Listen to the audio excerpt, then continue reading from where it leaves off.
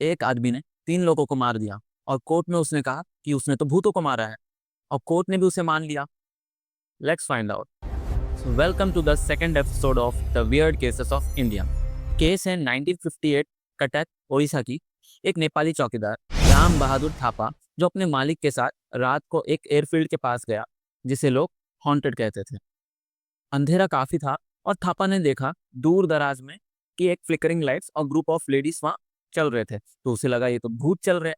तो उसको डर लग गया और उसने हथियार निकाला और उन पे वार कर दिया। और जब लाइट पूरी जली तब उसने देखा कि ये भूत नहीं, ये तो 3 ट्राइबल औरत थे जो सिर्फ पीपल के पेड़ के नीचे बैठकर अपना खाना बनाने की तैयारी कर। उसमें से एक की वहीं पे ऑन द स्पॉट डेथ हो गई और 2 लोग खून से लिपट कर गिर गए। केस चले जाता है उड़ीसा हाई कोर्ट में और बन जाता है the state of Orissa versus Ram Bahadur Thapa. Prosecutor बोलता है कि ये तो साफ साफ मर्डर है, इन्हें सजा दे दो। लेकिन डिफेंस बोलता है कि ये मर्डर इसने जानबूझ के नहीं किया, इसने अपने डिफेंस में उन्हें भूत समझकर मारा। और यहीं पे आता है लॉ का सबसे अजीब मोमेंट। कोर्ट ने कहा Thapa acted in A genuine belief that he was attacking ghost. मतलब थापा को किसी को नुकसान पहुंचाने का या मारने का इंटेंशन नहीं था, इसने सेल्फ डिफेंस में भूत समझकर मारा, ना कि सामने वाला कोई इंसान है करके मारा।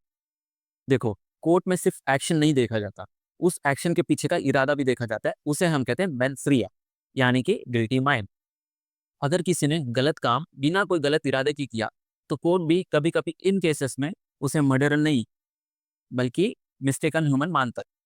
इस केस में भी कुछ वैसा ही हुआ। थापा अपना जान बचा रहा था, ना कि वो किसी का मर्डर कर रहा था।